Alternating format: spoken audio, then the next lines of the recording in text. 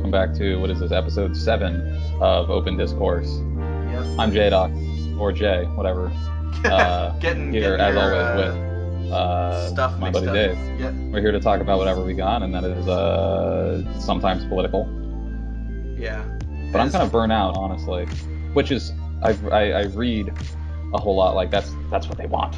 They want to bombard you with things constantly, so you sit down and you do not fight against the next thing. I don't know that that's a conscious decision. I think that's just desperation. It has that effect, but I don't know. But you can't stay sat. I think plenty of news sources are doing a good job of covering all the nitty-gritty, so maybe we won't bog ourselves down too much. No, in fact, what I wanted to plug, like, up top, because I was listening to it, and it is a great compilation on sort of what is going on right now in the presidency, which you can decide not to listen to because it definitely has a certain political bias that fits my own. Most news sources do at this point. This news source, I would like to plug, is the podcast The Smartest Man in the World, hosted and entirely done as a long-form monologue by Greg Proops. Who is is a comedian type guy. So I started listening to this podcast on the very earliest episodes that aired back in 2010, which were very fun and lighthearted. He was up in front of a live audience, and he rambles, and this dude is a master rambler. It's very impressive. I will blow so much smoke up his ass because I want to emulate this motherfucker in the way he talks to people. It's very eloquent and very complex motherfucking vocabulary, also very funny. And so I was listening to these from 2010, a brighter and more whimsical time than these, and then jumped up forward to the most recent podcast, titled Bunches of his by, this was on February 6th that they posted it, and it is a really effective rundown of what's been going on in these 2 weeks following the inauguration and the new administration. Oh my god, it's only been 2 weeks. I know, can you believe it? And it's so exhausting. I will take this. I think you used the idiom "blow smoke up his ass" the wrong way. I'm pretty sure that's like a bad thing. Is it? Well, I'm pretty sure that's to like. You got it up there. Let me use the magical smartphone and see if that. I've been confused. I've been confused by it because I've heard people talk about there's a certain myth where if you're going down on a girl, you can't blow any air. If there's air in her vagina, it could be very dangerous. It could like burst a blood vessel or something. Okay. So that's the only other item of information in my head in that same kind of general area. Okay. Anyway, I don't know. There's no definitive Google answer to that. In my opinion, it's always been a intensely over-flattering and proselytizing. Is that the word? Who knows? Just aggressively complimenting. Yeah. Sycophantically, you might say. So definitely look up Greg Proops' podcast, The Smartest Man in the World, where his most recent episode, he does like a whole rundown of modern politics, which is interesting and funny. Not as funny as the rest of his stuff, but I guess recently he's been increasingly political, as we all have been. So that's like the extent to which I want to talk about the goings on, I guess, unless you want to, in which case absolutely let's go for it. But not so much in detail, but like conceptually there's some interesting stuff that I've been thinking about. And I just, fair warning to everyone listening to this after the fact, I've had a rough week at work. My brain is like the consistency of scrambled eggs, so I'll be a little like all over the place. Hopefully I remember everything I want to say, but if not, I'll get around to it eventually. And I'm back on the liquor, so it's gonna get... Oh my god. No. Red's Apple Ale with ginger. Have you ever watched Trailer Park Boys? You just made me think of Trailer Park Boys. Oh, yes, I have. Mr. Leahy. That's what I should just start calling you. Mr. Leahy. Just start calling you Leahy. My favorite quote of him was just like, "The liquor's calling the shots now, Randy." I am the liquor. A very like goofy but kind of very real, very pitiful, depressing depiction of alcoholism, but always played laughs and fucked with. So that's what's going on this week. I was sober last time, and we struggled maintaining conversational flow in the podcast. Well, I think it's just because after a couple times we got really used to being able to lean on having a third person. Yeah, and Quay was great, but it was like There was a little bit of chicken going on with who's going to speak first. Exactly. That was between me and him for the most part. And because I was especially nervous about, like, over speaking. See, I have the opposite problem where I need to rein myself in because I will very easily just talk and talk and talk. Well, not that I'm a very talkative, not that I'm a very talkative person. I just have a lot to say, and I was raised by my mom, who came from a family of New Yorker women, and it's just like you put all of them in a room together. It's impossible to get a word in edgewise unless you just start talking over people, not responding to what they're saying. Yeah. Oh, yeah. So think White House press conference. God, I can't even imagine. I can't even imagine what it's like for the people actually living that world right now. Like, oh man, who knows? It's probably a pretty mixed bag. So, are we about to get into it? Because I can. You want to start us off? Yeah, I had a whole thing that I've alluded to on previous things, and let me bring out my small and disorganized Is this bulleted list. The Batman military-industrial complex? I don't think it goes as much into military-industrial complex, but I am going to be. Because let me tell you, I've been replaying. I just finished replaying all the Metal Gear Solid games, and man, oh man, speeches on speeches about the military-industrial complex. Especially the fourth one, Guns of the Patriot. Oh, well, that's what the fourth one is about. Yeah, and I never know how to be like, how much of this is real about the industrial military complex, and how much of it is, I was gonna say, at the point you're at, by the time you get to Metal Gear Solid 4, it's in 2014 as imagined by someone before 2008. Yeah. And granted, this was a game series that had introduced nanomachines as being a common part of warfare. Also, clones as being a thing. Which in the 90s, sci-fi tells us about clones. In the 90s, right? In the 90s, I think the game took place in like 2000 though. Yeah. Metal Gear Solid 1. Yeah. I don't know, but I love how in the 90s, 2000 was the future. God, it's the year 2002, and war has changed. Machines roam all over the planet. What's your thing? Man, I could go on to Metal Gear Solid actually, but we can maybe do that another time. You bet. Or if we run out of things to say today, which is quite possible. Somebody described the whole Metal Gear plot one time, and I wish I could cite them on this.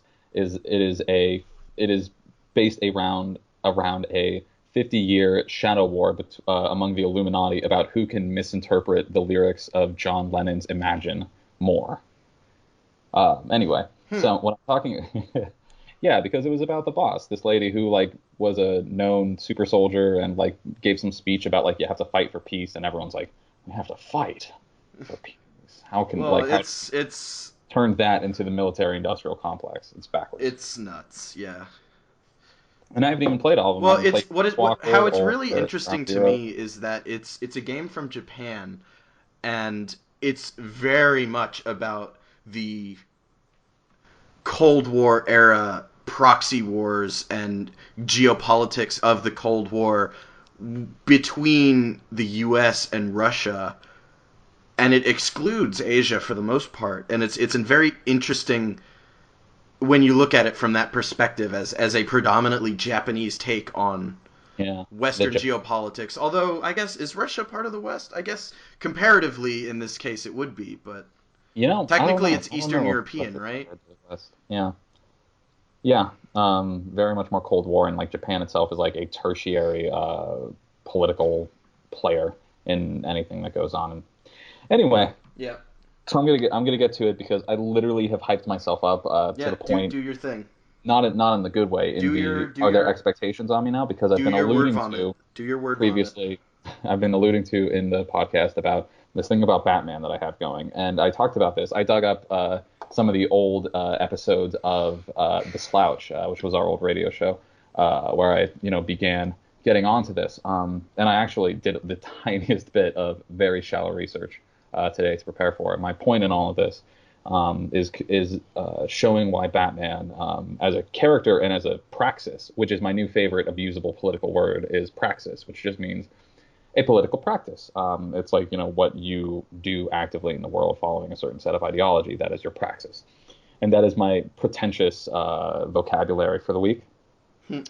and why Batman represents a praxis that is a very toxic and I am confident in saying functionally evil part of American culture in the way we view people and in the way we view crime. And so, caveat corner to start off. I know it's fiction. It's Batman. I'm not like trying to start a fight with Batman. Like I know that certain bits about it are fantasy, and what I want to talk about with this is that the elements of the fantasy reflect a certain very toxic culture in America, and also that Batman as a very formidable player in the formation of culture in America is not doing America much favor from disentrenching itself out of a certain ideology. And I'm also not trying to pick any fights with any fan bases or something. I like Batman. You like Batman. Like, he punches the dudes. They are making good animated movies. This is now. purely like a philosophical exercise on his part that he loves to do. And what I'm getting to, I guess, is that Batman itself is like kind of functionally problematic. I'm not saying it's problematic to watch or read Batman. That's not what I'm getting at. So I have to throw in caveats because I don't want to start fights. I'm very passive. I'm very non-confrontational. So the second thing, a lot of people talk about when you bring about what the next caveat is that Batman supervillains don't count in this. The Joker, the Riddler are a certain breed of sociopath that only Batman can stop through his supreme detective and kung fu work, and I focus more on just, the petty street criminals and stuff with this. So the other caveat is that superheroes are always inherently political. People always talk about, like, oh, why does superheroes have to get political all of a sudden with their, like, very vague and inconsequential social commentary that people get bent out of shape about, but superheroes have always been political. Since Captain America punched Nazis, Well, that's debatable, because that's a much more nuanced argument you're making. What do you mean? Comics have always been political in the sense that at one point in time they were used as propaganda machines. That true. Is not the case. That has not been the case since World War II, or maybe the Vietnam War if you want to stretch it. But they started being their when own media people format say, outside of why propaganda. do comics have to be so political? It's because after they broke away from being propaganda machines, after they broke away from the standards enforced by the... Oh, I'm blanking out. Whatever it was called. McCarthyist? No. The Comics Code or whatever. Oh, yes.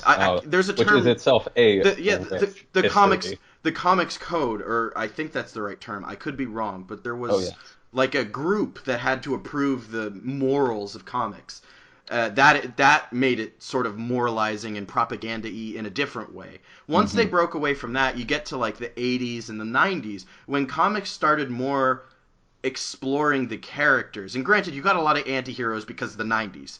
You got a lot of grunge and anti-heroes and edgy... institutional disenfranchisement. Well, no, edgy stuff. But it became about exploring the characters and character conflicts. And when people complain about politics, it's because the political messages of modern comics tend to come off as rather shallow and more of an attempt by a dying publication to sort of market itself to new audiences. And in doing so, they lose older fans. Okay. That's where the complaint lies, in my opinion. Because if there's merit in what's being said, that's fine. But, like, look at... no, I'm not going to get into the weeds with this because I'm going to start referencing things people won't know. But if you're foregoing character development to deliver a ham-fisted message, nobody's going to like that. It's a bad story structure. You're producing your own comic, and you have your own ideals, and those do leak into your stories. I have no doubt about that. But you wouldn't have your main character suddenly turn to face the camera or the audience and give a moralizing speech about how sexism is bad. Show, don't tell. When you have a comic that creates a new character, and before you've even established this character, you make a big deal about she's a woman and a scientist, and then in that same issue, or the second issue, I can't even remember, again, they go on and on about how there aren't enough women scientists. you're foregoing plot in favor of political commentary. And it's a comic book, and you're limited to a certain number of pages and space for text. So it's not nuanced if you're doing it issue by issue. If there's a greater theme, that's another thing. But the issue people bring up is that it's shoehorned in. And I tend to agree. I think diversity purely for marketing is a disservice to people who truly believe in these things and to comics in general. But, I also think the notion that people can only relate to characters who look like them, undermines the human capacity for empathy. And now we're getting on to stuff I've said before. You're getting into the weeds. Where I was trying to get to with this is that I don't want to get shit for politicizing comic book superheroes, because they have historically, for better and worse, been in and out of the political sphere. Political characters, yeah, and have a lot of them, such as Captain America, champion ideologies. So, what are you gonna do? I'm not Batman. Batman himself does not exist in a political and cultural vacuum. Again, this is a philosophical exercise on his part, and that is sort of the purpose of superhero comics, though. To be fair, is that these superheroes are stand-ins for ourselves, for ideas, for themes. Classic human nature narrative stuff. It's telling the stories of flawed heroes and their struggles as a way to interpret I will say I take issue with your statement that they are inherently political. I think that's something that comes. I think it comes and goes. I say that in the sense of that everything is inherently political. Batman is not a safe space away from having political commentary projected onto him. Oh, yeah. I mean, fair enough. I thought you were saying something different. But anyway, get on to your rant, because I'm starting to rant. Yeah, so my whole point is, and I haven't prepared a shitload of information for this, but that Batman, for all of his ideological not killing and fighting for justice, is really a Band-Aid on a oozing jugular artery wound of the body of the goddamn world. So to start out with this, I've gotten on rants before. The crux of it is that Batman is a dude of considerable wealth and power, in his Bruce Wayne form, owning one of the largest 3 companies in the DC world, and pouring such so much of that money into expensive vehicles and gadgets and gizmos by which he punches people in the face. Punching the Riddler, the Joker, Mr. Freeze or something, those are fantasy, wacky monsters. And Mr. Freeze is actually very sympathetic as a villain, which I love. But the rest of them are... depending on the writer and the take, in New 52, they really fucked with his relatability in terms of his backstory. But go on. He was always a very sympathetic villain, and I value a lot. In New 52, they turned him into a stalker, borderline rapist type guy. Gross. Obsessive. I make Mr. Freeze a rapist. Anyway, edgy. So those guys don't count, because those are theoretically people that only Batman, the police are worthless, everything, any kind of institution that we have established in society cannot deal with the Joker, and only Batman can deal with the Joker, and that's why I'm always fine with Batman fighting the Joker, especially because Joker is written to be and fully formulated around being completely insane to being above any sort of retribution or rehabilitation. My point in talking about Batman is the rest of everybody else. Gotham is a city filled with crime, and let's look at that. Where does crime come from? It comes from a lot of different factors that are very complex and very hard to pin down, that involve a lot of poverty, a lot of human displacement, homelessness, poor parenting, drug abuse and drug presence in communities. Crime is a very difficult thing to pin down, and Batman's solution to a lot of it is to punch it out of people, which is not, unfortunately, a part of it is not that they are sanguinic, that their humor of blood is too strong, and that Batman needs to release the blood from punching them to get the crime out of them. No, these are theoretically people who, in the Batman universe, he knocks unconscious and ties up and throws to the police, who, Lord knows, the police will have enough, difficulty putting to trial people who showed up at their place tied up. That's a form of arrest. But these are people who end up in, is it Blackgate? Is that the normal prison for Gotham people or Gotham Yes, crime boys. Blackgate is for not crazies. Arkham is for Yeah. crazies. Oh man, low key, dead ass. I noticed this. This is a sidebar, socio-political thing. In the one recent Batman animated movie where he has his clone son Damian Wayne, who's like really evil and trying to kill people, and he's like, "No, you're my new Robin. You have to not kill people." But he's getting courted by the Court of Owls to be an assassin. Anyway, la di da di da. It's this. I think it's called Batman versus Robin because they butt heads a bunch, and I think they actually fight. But the point is, the first person of color in that whole movie was a petty street criminal, which I pointed out immediately.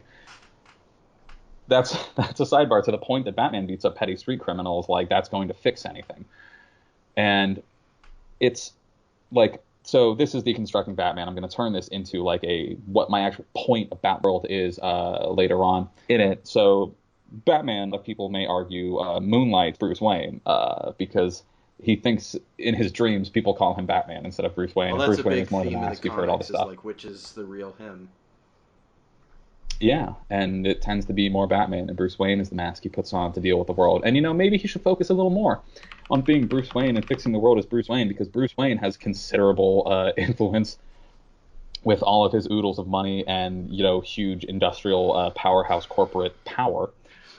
So, and they vaguely allude to, like, he has the Thomas and Martha Wayne Foundation, and they help out the orphanage that Joseph Gordon-Levitt, whose name was fucking Robin, came from. So he believes in Batman, so he's going to become the next Batman, maybe, unless this fucking other guy does it.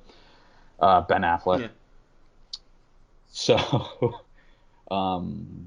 So speaking of Nolan versus Batman, something they put in the very first movie, young Bruce Wayne is on the train with Thomas and Martha Wayne, his parents, who are riding the public subway with all of the undesirables and the filth of the city. Okay. No, Thomas and Martha Wayne are very chill people. Say, and there's this. Don't mischaracterize. This is where I'm going. Oh no, they are what Bruce Wayne should be. Bruce Wayne diverging from his actual family legacy to be Batman is the dumb shit.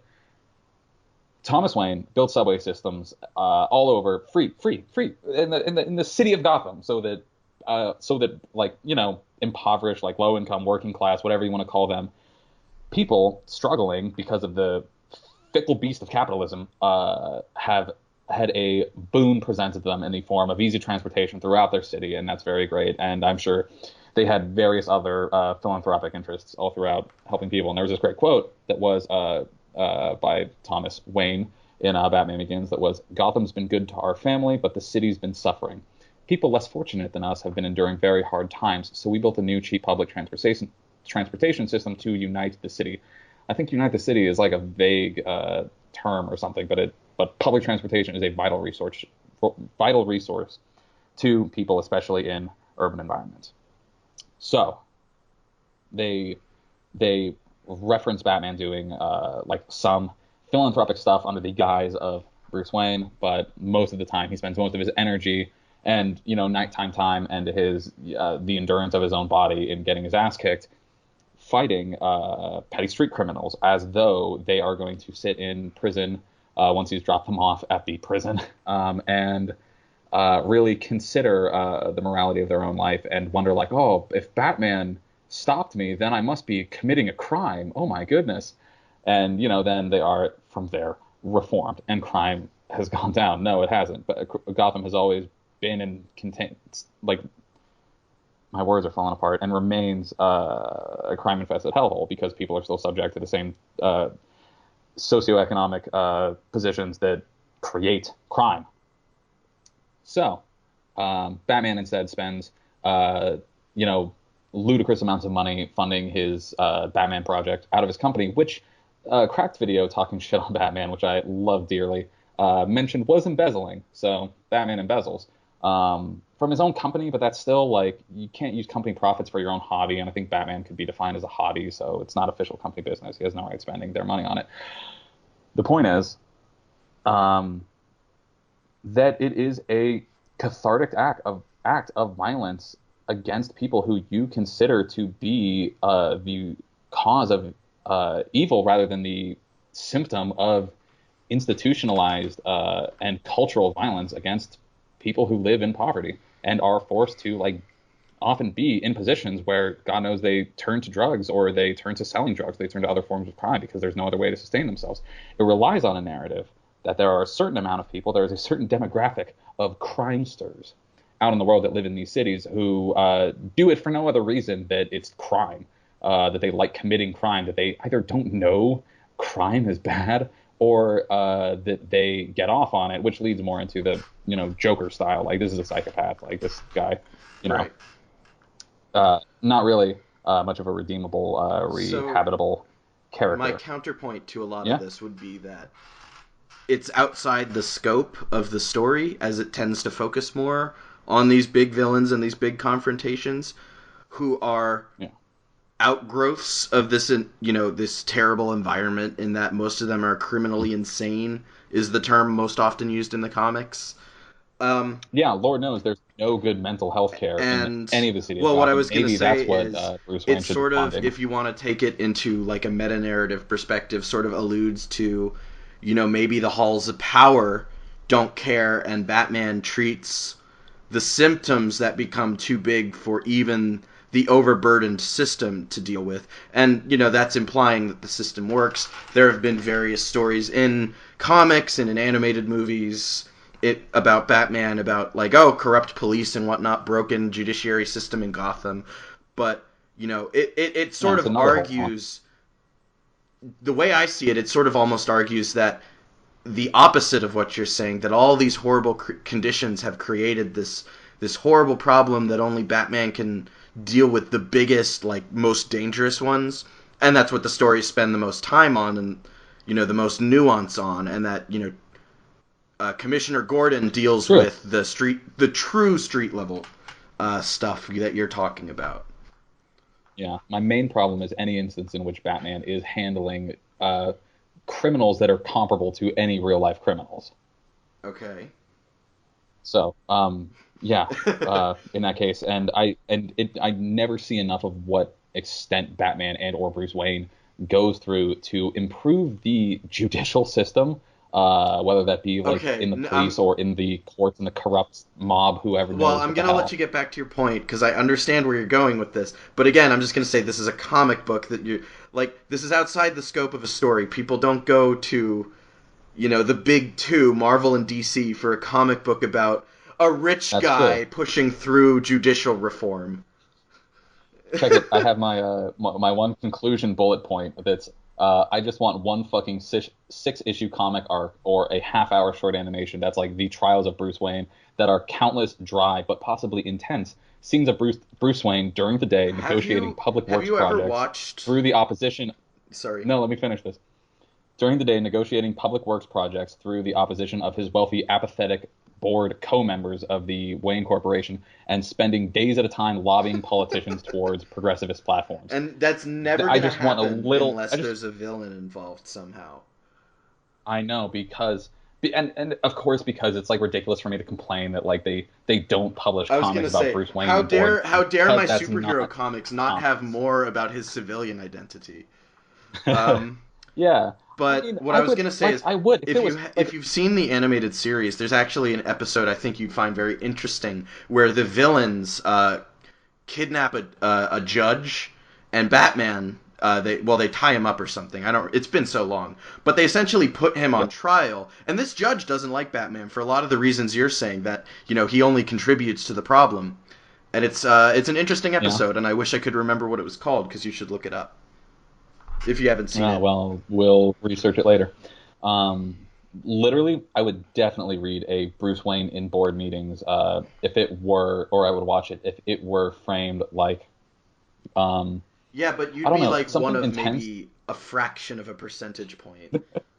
Like Something intense. If they did it like like welcome if they to did it like Mad Men, or if they did it like The Big welcome Short, welcome or to late like stage even Wolf of Wall capitalism. Street, where like these are financial negotiations Yeah, like but between Bruce welcome Wayne and welcome like some to evil welcome corporate to a late monsters. stage capitalism where every story and every issue has to sell. And let's be honest, that doesn't sell. I I know, and it's a total pipe dream. Well, Not I about mean, you that. could make My it. my Yeah, but my point is that in terms of Batman, whose goal is to fight crime, and definitely a good 90% of that dually is filtered into fighting the crimes of wacky superhuman psychopaths who like want to turn the Earth into like an ocean or something. That they that he does that because only he can do that, but also like they imply that like he's the reason a lot of people are supervillains. It's one of those like superhero creates the supervillain through some kind of means or another. That's all good. But anyway, that there's just and my problem is not with Batman. I don't want to advocate for like Batman to change or for Batman to end anything. This is all a mechanism by which I make a point. It's a meta-analysis, you know. And my point is that what Batman shows is a lot of cathartic aggression and violence against what we perceive to be our cultural villains, which are criminals, when, in a lot of cases, in the real world, criminals are sympathetic human beings. It's interesting forced in a you compromising say that, position. because more and more, after a certain point, the villains have been members of Gotham's upper society. And that's not to say that the big memorable ones are. The memorable ones are more often than not poor schmucks who went insane one way or another, or like the Mr. Freeze I choose to recognize, who just bad luck forever. But you know, there's a really I did not like a lot about the New 52 reboot of Batman, but there was a storyline called The Court of Owls that was amazing in that it was essentially Gotham's upper class way back in the day had formed a sort of Illuminati that essentially controls and benefits off of everything in Gotham. And Batman had apparently reached a point where he was upsetting that balance, and so they sent all sorts of things after Batman and Bruce Wayne. And it's just really brutal, and it's just so I think you're coming from a perspective of not reading enough comics. That's probably but I'm also just honestly, a huge dork. I will talk about the representation and the meta-analysis of Cape Comics for as long as I live, but I do not read Cape Comics myself. I mean, I have an on and off relationship with them. I'm currently off. It's just an impossible uphill battle for me. Well, the problem is, for me, it's corporate storytelling. To me, I've come to this point where I still love my internal version of those characters that is probably an aggregate of a lot, but I've sort of come to realize that if the original creator doesn't have a hand in, at least to some degree, from beginning to end, and let's not kid ourselves, every story has to end, it probably went off the rails at some point. Yeah, and for me, like, Cape Comics like had this complicated dual existence as both a closed loop with no like value other than the experience of reading them, and a long, like, inhumanly prolonged, impossible. That's definitely a weird thing. Less of an issue at one point for DC, although they still have the ridiculously, like, how come Wonder Woman is not like ancient, but DC was more okay with letting characters die because they did this thing where they'd pass the mantle on to like a protege or something. Marvel. Yeah, but then they did Blackest Night, where they could bring back whoever they wanted. I was just about to say, and that's where that ended. Was after that where they decided to bring everyone who ever died ever back to life. And Marvel just sort of tries to pretend that age isn't a thing. Yeah. So, to get we're getting into the comic-y weeds. To get back into. I've still got a little bit left about Batman. What you went into about the Court of Owls is fantastic to me, because I have caught glimpses of that. Like I mentioned, Batman versus Robin, which features the Court of Owls as the primary antagonist, being what I would consider and agree with as kind of the more truthful cultural villains to the real world, which is, here we go, the rich and powerful. I'm gonna instead of street level criminals who live lives of desperation. Super duper fast. And going way back to what you said about comics being political, this is where I would say this is a case of media channeling the anxieties of the day, and that this is not an explicit attempt at politicization, being political. Rather, it's an unconscious one in that, if you read stories like The Dark Knight Returns, which is a very famous miniseries of Batman that was during the height of Cold War anxieties, it is very much a story about Cold War anxieties with no moral to it, really, if you truly read into it. Well, there are Mm-hmm. morals, but not. I'm getting lost. But essentially, Yeah. they're not Oh, going out of their way to be political. They're drawing from a sort of a common exactly. Yes. sense of being. Uh, the pr- yeah, the proverbial Thank you. That's the zeitgeist. word. So, yeah, this tied back to another cracked video that was just recent, like Mm-hmm. the other day. It was called a modern American history as taught by Batman movies, and it shows the cultural and political climates of America being reflected through Batman movies. And they made a point that Batman Returns, which featured Michelle Pfeiffer's Catwoman and Danny DeVito as the Penguin, which I need to watch again because I haven't watched that since I was a child, and I've got to like really see how bad that was because they say it's so bad.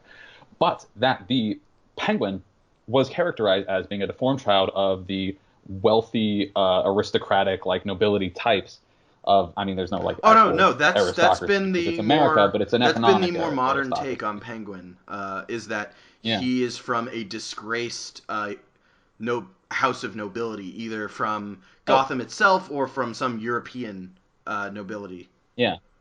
Such as in the TV series Gotham, which is excellent. But in Batman Returns, it is a very sort of modern American, excessively like rich, like eat the rich level family who realizes their infant son, Oswald, Oswald Cobblepot. I can't say his Oswald goddamn name, Cobblepot. Oswald Cobblepot, is deformed, so they throw him into a frozen river, and then he comes out even more deformed, and he's the Penguin, and then grows up to like the the the villain crisis that he poses is that like there's going to be some like big gala, for the elites and the rich in Mm-hmm. Gotham, and while that's going on, he's going to send dudes to all of the rich people's houses and murder their firstborn children or something because that like is kind of related to what happened to him as a child. Anyway, but the point is that it's like he is That's kind of reflecting biblical. the ethical fail. Yeah, he is reflecting all the ethical failures of his parents and like of the wealthy who like in the movie like I guess he publicly gave that threat, but then everyone like went to the party anyway because it was the fucking party or something, and a certain amount of hubris and disregard for the lives of their own children, of the rich, and so definitely Batman Returns was like a big commentary based on the villains of like I guess this was Tim Burton Batman, I don't know what. I believe. No, I don't think so. I think this was No. let me get looking that up, but I think this was like a 90s Mm-hmm. thing. Um, so anyway, that's very much to the point. So I like the Court of Owls, and I like this interpretation of the Penguin and the Penguin's parents, doing Well, 1992. Huh. and therein Oh, it was lies the Tim Burton. problem with corporate comics, Marvel and DC, is that they refuse to give up these admittedly these really distinct characters who've sort of become cultural icons. But the problem is then you get so many different takes on them, and it gets sort of played out. I think the problem now is they've run out of ideas, and that's why people are complaining And about thinly veiled political messages because there's not much else left. especially because like like it's really goddamn proven that any media villainization and takedown of the elites in real society of any like power structure is provenly non effective to the extent that these productions are allowed to be. I can't remember who said it a while ago, but I heard, the X Files came out. When the X Files came out, there was nobody really painting the government and the military in such a nefarious, secretive light or lack thereof, existing in darkness. But if it posed any real threat to the powers that be in the military, then they wouldn't have let it air on Fox. So my tie back to all of this is that I definitely prefer personally when the criminals are white collar criminals, and stuff, and it never gets the harsh cultural treatment as they do as the put upon desperate drug dealers. Like you remember we were growing up as kids, like a drug dealer was a like nefarious, like got off on giving kids drugs as though like they wanted to like perpetuate a drug epidemic. Anyway, so what I also wanted to talk about this quote that I heard. I guess it's from a video that I heard it by God was Mahershala Ali, who is an actor famous for playing Remy Danton in House of Cards, Cottonmouth in Luke Cage, and recently for which he won Best Supporting Actor at the 22nd Annual Critics' Choice Awards. That's right, I did research. For the portrayal of Juan in Moonlight, who was a villain. He said at the panel, at the 10 Actors to Watch panel at Hamptons Film Festival, that he wouldn't, and I'm getting into this quote, I wouldn't think of Juan as a villain if you, I guess Juan was a drug dealer. I haven't watched Moonlight, I'm sorry. But apparently a very sympathetic drug dealer. So he continues, I wouldn't think of Juan as a villain if you see what happens to him. If you see what happens in these communities, dealing drugs is an opportunity to take care of yourself and to take care of your family. It doesn't mean that you're a villain, though. It doesn't mean that you're ill-intended as you are selling drugs. It's a means to an end. The people who I knew and grew up with who were sort of navigating that criminal element weren't these people that I'm used to seeing on television, and as dangerous as that. That's how people get informed about an entire culture. And usually these people writing these stories, shooting these films, and producing that content are not people from those places. So you have someone else framing for people, for the world, how to think of your community. And they become truths because there's nothing else to combat the one-dimensional version of a drug dealer. So people can't help but go drug dealer, villain, as opposed to drug dealer, but complicate that and go, wow, he's a wonderful father, though. I presume that this character Juan was a wonderful father and a drug dealer. You should, not yet, because that's very much the approach he takes to playing Cottonmouth. And I'm not going to spoil anything for you or people listening, but he comes off as like this big bad criminal mastermind, like, you know, in charge of Harlem. But near the end of the series, you get some flashbacks about his childhood, and it was pretty brutal. Yeah, I got some catching up to do. So this quote continues, just like there could be a guy, and to me it's worse to have these white-collar criminals stealing millions of dollars and people losing their pensions and dying many years earlier than they should because they can't afford to take care of themselves. But those people would be framed as three-dimensional. And so the same respect has to be shown to these characters who have something in their lives that should not be celebrated, but they're still full people, right? We don't have that, so I'm very appreciative of having had the opportunity because finally I saw something that reflected a truth from where I came from. So apparently, yeah, I haven't seen Moonlight myself, but Mahershala Ali plays a sympathetic, struggling man who turns to selling drugs at some point because that's how he has to support his family. Anyway, but yeah, definitely, it burns. God, it burns my ass because, like, yeah, because people who struggle and people who live in poverty and turn to petty mugging or drug dealing and get their faces punched in by Batman, which, sidebar, getting punched unconscious can kill you or give you permanent brain damage. So Batman, you know, maybe not as morally upright as his no-kill policy does, because knocking people unconscious can actually severely damage them. That's been addressed in the comics at certain points as well. Really? God, maybe I should read more. Well, the problem is you don't know where that's going to show up. It's but it depends on the writer. But the flip side of the obscene demonization of desperate people living in poverty in the United States is reflected by the glorification of real, damn near borderline sociopathic, or at least indifferent to the point of being real criminals. White-collar criminals that get movies made about them, about how cool they are for doing drugs and fucking prostitutes and making millions of money off of embezzlement and lying and gaming the system. Okay, billions of dollars. I don't think you realize you said millions of money, not millions of dollars. Millions of money.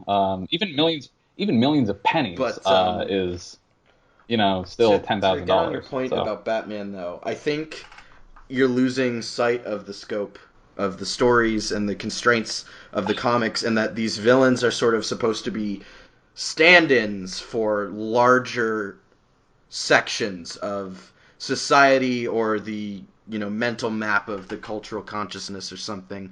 You know, like Joker is ever since the Killing Joke, I guess, Joker has been the flip side to Batman. He has been the guy who also had one bad day, who, rather than become a crazy vigilante, he became a crazy criminal. Penguin is the reflection of Batman's wealth in, right. You know, Penguin, in the way Penguin he is the wealth gone wrong, or the wealthy gone wrong. Riddler is the intellectual gone mad.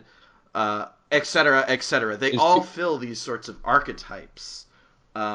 Yeah, but I mean, as I've been saying, I'm not talking about these specific guys that Right, and exist as I'm just saying, I narrative think the character Achilles villains. heel of your argument is that you're stressing about characters that, due to the framing of the narrative, are inconsequential. And that itself, I think, might be a bigger point. But Hmm. if It just for every interstitial, for every this is the early years of Batman before he fights the Joker on a daily basis, for every like petty early Batman fighting, basic petty crime in Gotham, that promotes a narrative that the people forced into desperation towards crime are okay, but like not deserving look of at it enough this way. If empathy. people wanted to watch a cop drama dealing with actual street level criminals, they'd watch a cop drama, they'd read a cop drama. They don't want that. They're reading Batman. They want crazy bullshit. Yeah. I don't have a problem with people reading Batman and like getting what they want Right. out of I'm Batman. not taking issue with I'm the arguments themselves and the logic of it. I'm just saying the underpinning of it is, you're probably right, but it falls outside the frame of the reference for the narrative. exactly. And And you my argument for this probably doesn't, a point unfortunately, probably goes to you in that it even falls outside the frame of reference in the first place. But my problem with posing this argument like I do is that, you know, any argument should end with a call to action, and I don't know what the call to action is, because I'm not going to problematize reading mm-hmm. Batman because it's of course simple fantasy. Ever since post World War II, two young Jewish men wrote Superman as a power fantasy. Superheroes have been about power fantasies. Well, they've always been. What are Greek myths but the power fantasies? Yeah. So I think if anything, my call to action is be like to people is just to preserve more empathy for people who are clearly not out for it because they are evil like the Joker. People who like try to empathize more with like what comics reflect as real life criminals for at least imagining at first what their positions are and what their motivations are. Well, If you are having a Court of Owls, so you're Wolf of saying Wall Street type don't take rich media at man, face value.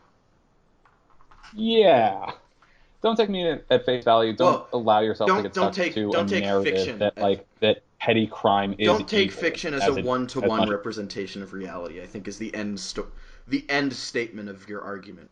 Am I right? I guess. Yeah. Yeah, something like that.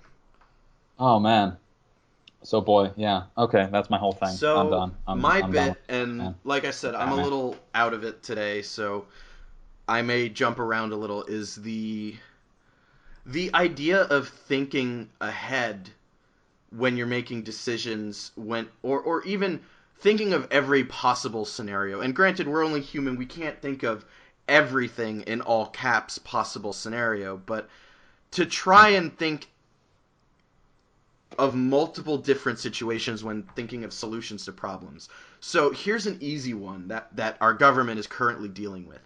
Due to Republican obstructionism of Obama's nominees for cabinet, the Democrats changed the rules for how a nominee is gotten through.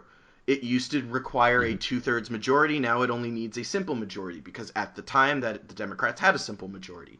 But the Democrats no longer have a simple majority in Congress. That now belongs to the Republicans. And so now we are seeing that the Democrats cannot fight the nomination process. And that is Mhm. what has put us in the situation now. And I remember when they Real quick, yeah. at the beginning of the Obama administration, was who was nominated and picked and chosen Oh for my god. cabinet positions as much of an issue as it was now? Because Well, maybe I wasn't paying to the close enough attention, Republicans it but was. The okay. Republic, because I imagine imagine this, they made it as bigger. much as bad as Donald Trump is right now, let's rewind the clock a little bit. In 2008, we had just elected a man who a significant portion of society, thanks to a smear campaign, did not believe he was born in this country. They believed he was a Yeah, socialist out to destroy the country. And now, in hindsight, we know we that's not still. true, but again, put yourself in that mindset. And so They wanted to fight every single nominee. They did not want him to have his way. And that echoed through to the Republican Party, and so they fought the nomination process, much like the Democrats are fighting Donald Trump's nomination process. However, the balance of power was different because the rules required a 2/3 majority. They changed that rule to make the process easier for their nominees at the time. Now, they no longer have that. And they cannot fight what is arguably a much worse set of nominees. So this is what I'm getting at. Is that when you think something works, and maybe this is just because of how I have to think when I'm at my job as a programmer. We have to test very thoroughly. Okay, it works in this one instance, but let's now spend an hour trying to break this thing you just fixed. Yeah. You have to think. You cannot assume that things will stay the same. So if you legislate to fix a problem, you have to think of every possible scenario where that legislation will either be taken advantage of, or the word of the law will be obeyed but not the spirit of the law. And that's something that got me in a lot of verbal fights when my peers in college, and granted I went to a very liberal college, I myself am left of center. Me but too. When people would always say, the government should do this, the government should do that, we need legislation, we need to make this illegal. Okay, well, hate speech. You want to make hate speech illegal. Who gets to define hate speech? There's the problem right there. So, under Obama, it would probably be a definition most people left of center would agree with for hate speech, in that incitements to violence against minorities. That's where I would draw the line. More than that, I don't know. Okay. Because free speech is a tricky issue that I don't know that I want to get into right now. But, That's very true. Suppose we had passed hate speech laws. Donald Trump has made it very clear that he thinks white America is beset upon. So white privilege, talking about white privilege would probably be classified as hate speech if he had his way. Oh. Do you see what I'm saying? Yeah. When you put a structure in place, you have to make it as small and effective as possible, in order to ensure that it does its intended purpose and that it is not abused. And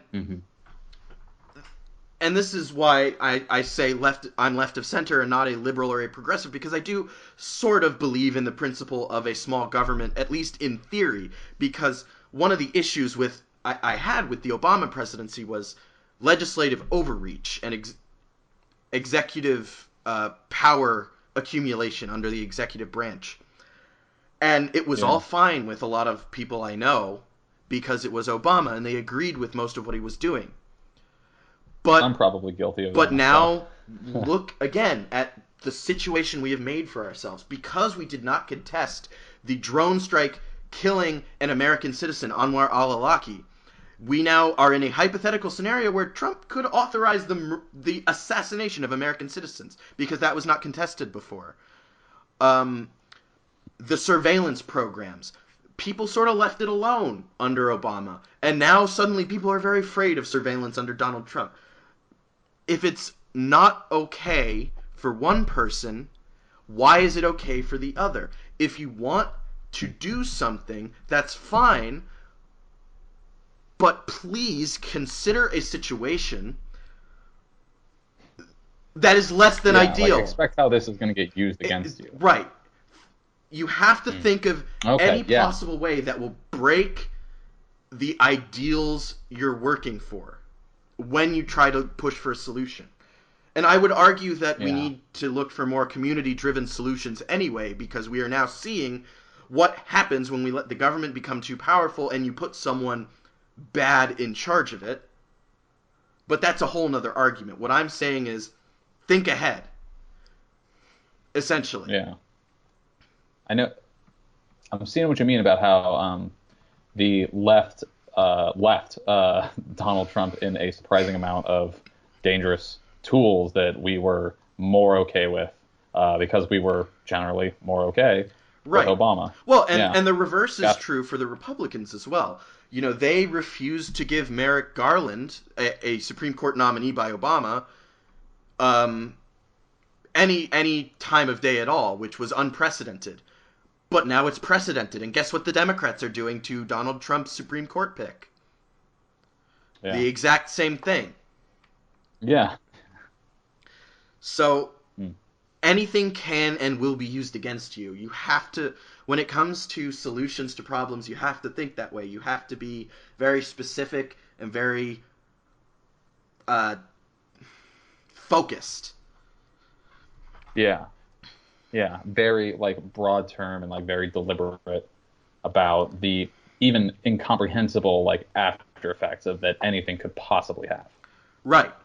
Well, and that's what I like about the underlying message. Maybe not so much what the movement has become, because I haven't kept up with a lot of things, and I've read some troubling things. But the initial message of the Black Lives Matter movement was not, as some people would have you believe, that Black Lives Matter more than other people's or white lives matter less. But the underlying thought was that we have a problem where black Americans are being killed by policemen, by police officers, Mm-hmm. more often than others. Some would say extrajudicial executions. Probably true in some cases, Yeah. extreme for others, but that was the initial thought. And now the movement has become something sort of still that, but sort of something else. I'm not going to get on that, but the initial thought was very specific. It was focused, Mm-hmm. and that kind of ties into a greater gripe I have with the modern conception of intersectionality as in general. I appreciate the notion that, you know, different groups are affected differently by the same things, and that, you know, you only get the full picture when you examine how they intersect, hence the word term intersectionality. But Mm-hmm. it causes this scope bloating of movements that I think leads to them fizzling out and losing focus. So, like, look at Occupy Wall Street. That fizzled out because the progressive stack was implemented to the point where nothing got done. And now the progressive stack is what a lot of conservatives would call the oppression Olympics, which is sort of a people. I I haven't was going to heard say that, but I people love it. understand what I mean when I say that, but it's essentially that, you know, the progressive stack being implemented essentially means that quote unquote more disadvantaged groups speak first.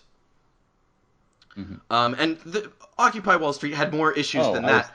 I had it totally different. Occupy Wall Street had more Did, issues than that, but one of the key things that led to its downfall was that they stuck to this "we have no leader," so there was no control of the message. And mm-hmm. I'm personally very big on the March for Science, because I studied science in college and high school, and even though I didn't go into what most would probably consider an actual science, um, I studied computer Mm-hmm. science. I'm a software developer, and computer science, for those of you who don't know, is not just programming. It's sort of the weird fusion of mathematical theory and electronics, if you want to dig real down to the actual physics underpinning of what makes it work, which is why it's very loosely lumped in with the natural sciences. But, you know, I wouldn't call myself like a true and blue scientist, but I'm sympathetic to that cause. I'm sympathetic to the cause for facts and reason, as in terms of rationality, I should say. Yeah. And I've been seeing things in like March for Science Facebook pages and subreddits where they're saying, oh, well, we need to make this about women and minorities too, and we need to focus on diversity and make sure the leadership is diverse. And I'm saying, no, you are losing sight of the point. The point here is that science, facts, and the scientific method, and facts, I said it very fast, I don't know if my mic picked it up. Yes. Science, the scientific method, and facts have no political bias. They simply are, whether you believe them or not, and that we Mm-hmm. cannot let it become a partisan issue. And bringing diversity into it, while I appreciate the effort and while diversity in science is an issue I think needs addressing, this is not the time, this is not the place. We need to control the message. Mm-hmm. Okay. And I don't know, maybe I see what people you mean. disagree with me on I that, but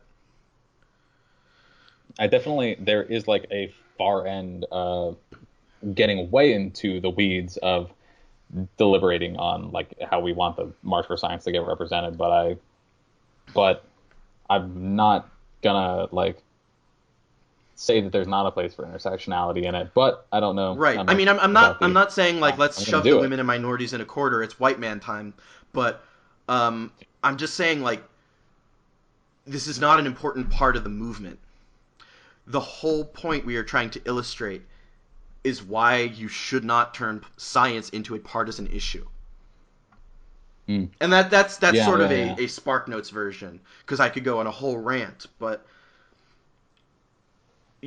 diversity in tech is a complex issue that needs to be addressed, but that is not why we march against the current I'm blanking out, the current regime. Yeah. And speaking about diversity in science, it's interesting. It's an interestingly loaded term because if you mean diversity as non-whites, because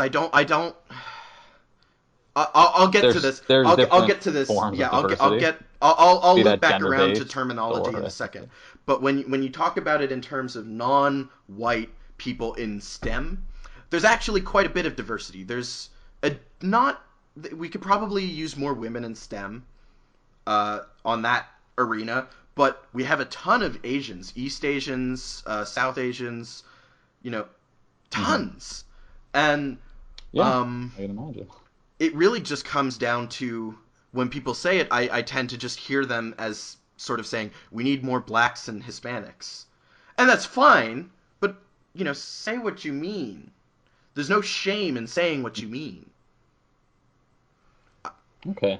I from what I've been understanding of it, it's as equally the amount of people like introduced into these fields as it is like the amount of people who have been in them getting the recognition they Right, deserve.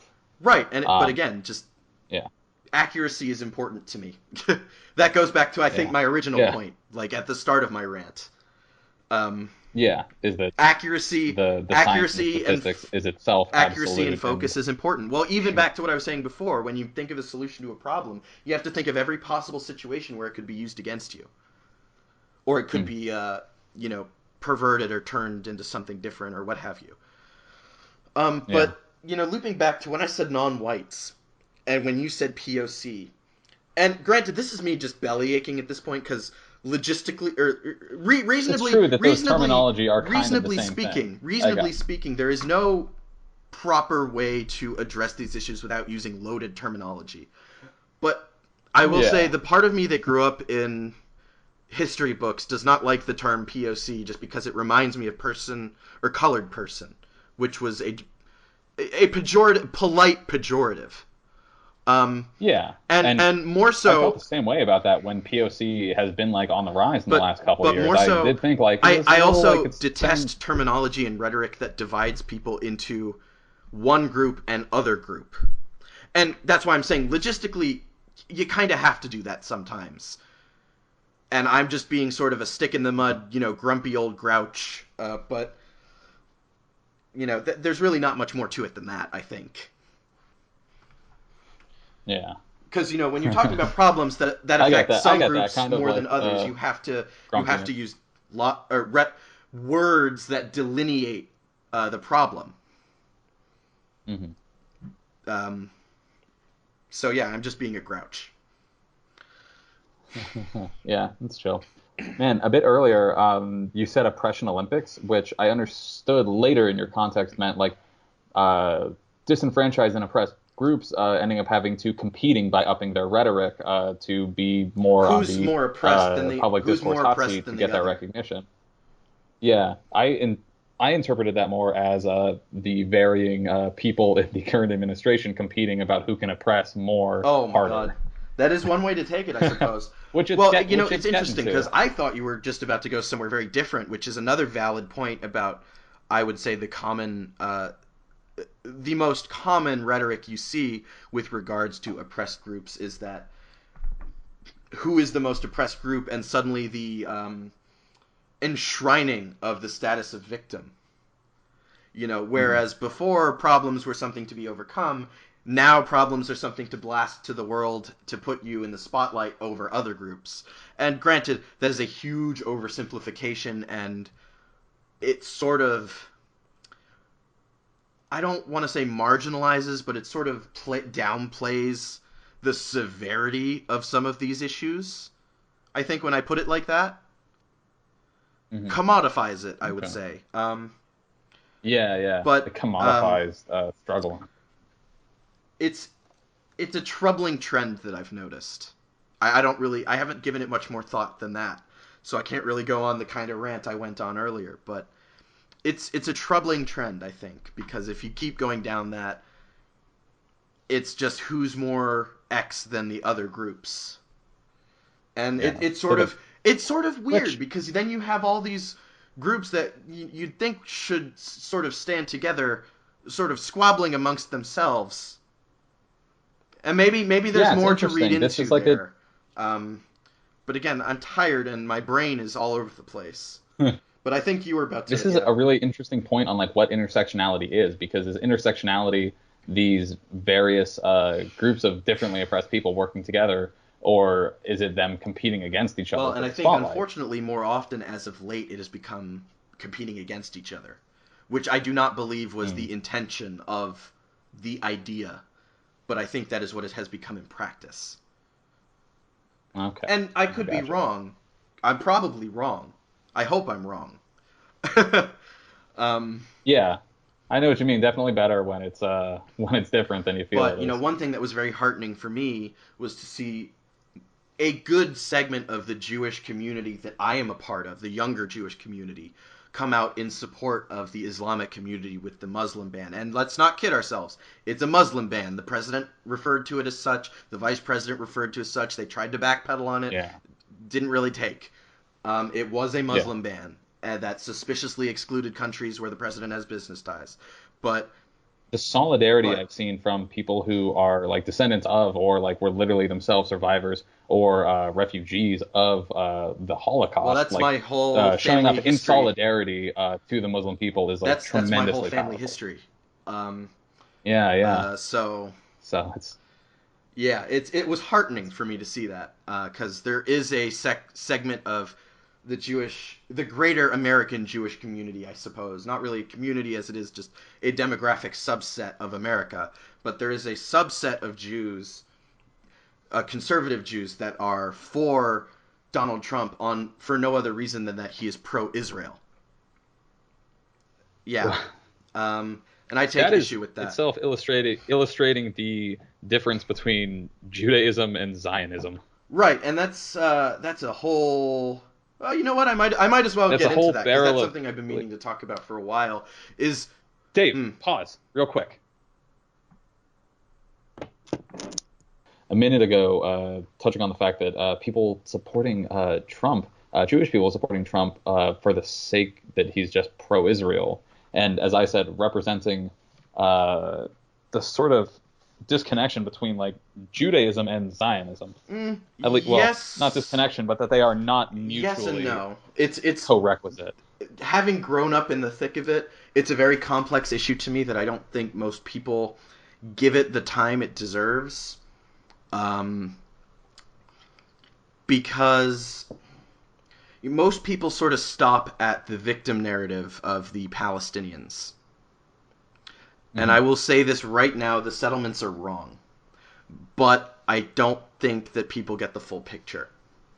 And so without further ado, my long-winded rant, that's probably not as long-winded as Jay's rant about Batman, but my long-winded rant about the Jews, Israel, the Palestinians, and why it's so super freaking complicated and weird. So... first and foremost, I grew up in an environment where we were sort of taught that the Jews deserved all of Israel. And that the logic there was that the Jews were there first before we got kicked out by the Romans. Which is... But that logic doesn't... I'm not a historian, but how traceable is that? Fairly. There's religious artifacts in the Palestinian territory. and a little beyond as well, but the logic doesn't hold up because by that logic we should all leave the United States of America. Yeah. I Just I believe to a right certain off the amount of bat. reparations for certain historical atrocities, but like I don't know what the Right limit off is the on that. bat, that's, that logic is flawed. I'm sorry. You can argue it all you want. We don't deserve Israel. We have what we have. We got some after some wars and we gave some back. We have what we have. We don't Mm-hmm. deserve more or less. But Mm-hmm. the logic that we were there first, it doesn't hold up. Yeah. That's their first logic is dubious, especially when Well, applied I'm to probably going to like get things America. out of order just on account of it's been so long since I've dealt with these things. Um, Nor am I in any capacity a scholar of yeah. uh, And then the the Jewish second people. one, which I do sort of agree with, the second point is always coming to, well, we were attacked first, which is true. When Israel gained territory after its, establishment, it was always after they were attacked by their neighbors. However, you have to look at the greater context here. The boundaries were sort of drawn arbitrarily, and the boundaries go right through Jerusalem, arguably one of the holiest cities in the world for the three big monotheisms. Um, Yeah, the Abrahamic so religion. lots of tension. That's not to Yeah, say it was right that they attacked Israel, but it certainly didn't come from nowhere. But, the territory was claimed after a war of aggression, after being victorious in the sense that the aggression was to Israel from their neighbors. Israel won, and Israel took land. That, I don't want to say it's fine, but that's like the kind of one of the conventions of warfare sometimes, apparently. They annexed it, I guess would be the clean word. hmm These Annex is not very clean, well, I mean, I but could say they murdered. invade and occupy is Well, yeah they worse. didn't, is what I'm getting at. They were attacked. Okay, They I'm pushed not them saying that out, that was. and then they just kept pushing. Yeah. Um, Hmm. I don't know, and that's more getting into the nuance of warfare. So people could think I'm dead wrong with what I'm saying, but Israel was attacked, and they saw fit to take land after they were attacked. Okay, fine. War's fucked up and people do crazy shit. Not gonna Yeah. debate that one. But Israel gave it back. So it's not theirs anymore. So the settlements, if you want it back, say you want it back. You shouldn't, but you can't just say, "Oh, I want it back now, get out." That's not how it works. The settlements are screwy, Yeah. no matter how you want to look at it. I'll say that again. But again, people will say, "Oh, well, Palestinians, Israel bombs civilian centers, hospitals, schools." Well, yeah, unfortunately, that's true. But, again, there is a reason for that. The people who daily shoot rockets at Israel use these places as bases of operations precisely for two reasons. A, they are operating in what is essentially a giant human shield, or B, they are operating in what essentially becomes a two-pronged either recruitment tool for future operatives or propaganda material for the rest of the world to go with this whole victim narrative. And I say victim Yeah. narrative, and that sort of Yeah. implies that they're not victims, and it sort of trivializes it. I don't mean to do that. It's just the first words that come to mind. There's Mhm. probably better terminology I could be using, and Israel usually, emphasis on usually, drops flyers before they initiate these bombings. Usually. Okay. Usually. All caps and in quotation That's marks.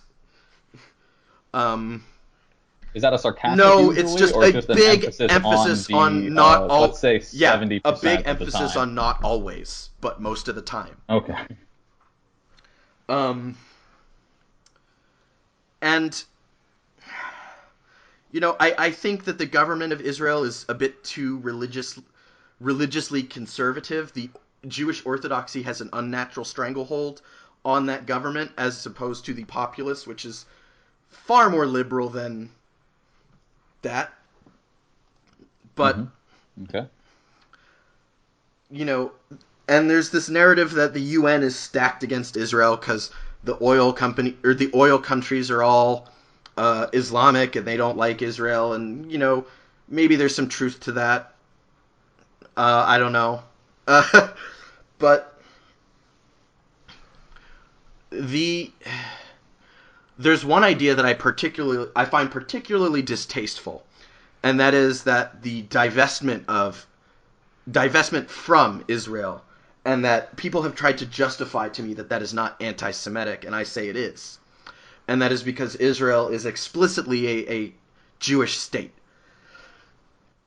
And it is a Jewish state that, again, in the context of history, a Jewish state that was established as reparations and as a safe nation after a horrible genocide.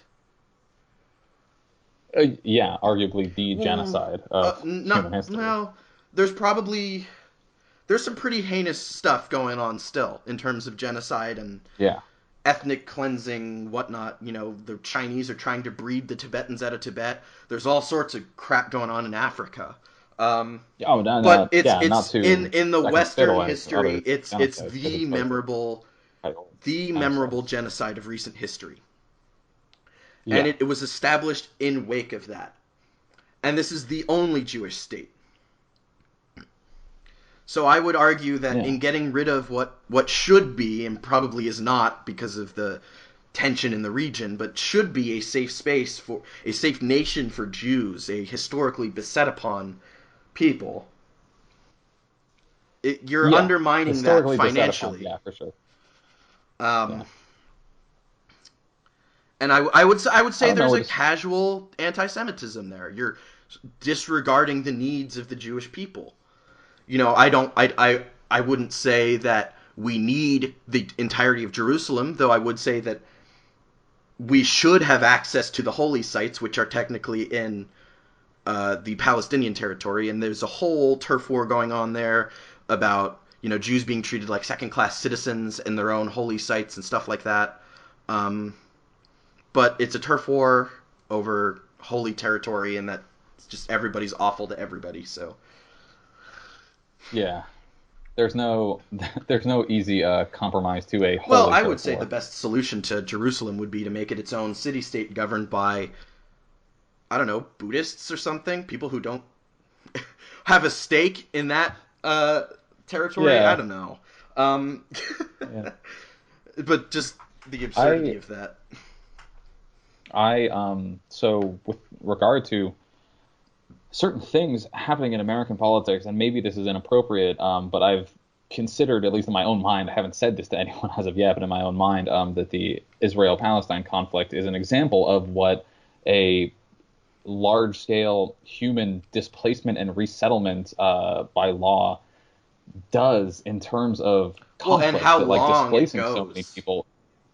Yeah, and how long it goes when America is facing down this theoretical. Well, first off, there's refugees, desperate in search of livable land, which is a certain amount of human displacement that if we push them out to somewhere else. Moment to say, I don't know. We said the Holocaust was the genocide in recent history, but let's not skip the fact that what's happening in Syria is probably on that level and is getting overlooked pretty shamefully. Oh, it's definitely I don't know. Oh, I'm neither confident to say. I was about to say that it is the genocide of the 21st century. No, but there are a lot of parallels with how refugees are being refused and how the situation is playing out. Not so much death camps, but more so trapped in what used to be their own homes. To the extent that, from what I've heard and read, that this Muslim ban on refugees is bouncing against a constitutional ruling following World War II that says we cannot refuse refugees. That's why it's been suspended and been upheld by an appeals court. Yeah, damn right. Because America got fucked off over the fact that oh shit, we refused these refugees from Germany, And and yeah, they had and to go back to look what was that. happening. Like, Yeah, like because so the you real can't horror of the refuse refugees from a Holocaust didn't genocide set effort. in for people who weren't in like, there until after the fact, I think. Yeah, ugh, Um, Christ, that's fucked. So I'm like, thank God it's overturned. I hope it yeah, stays and I that way.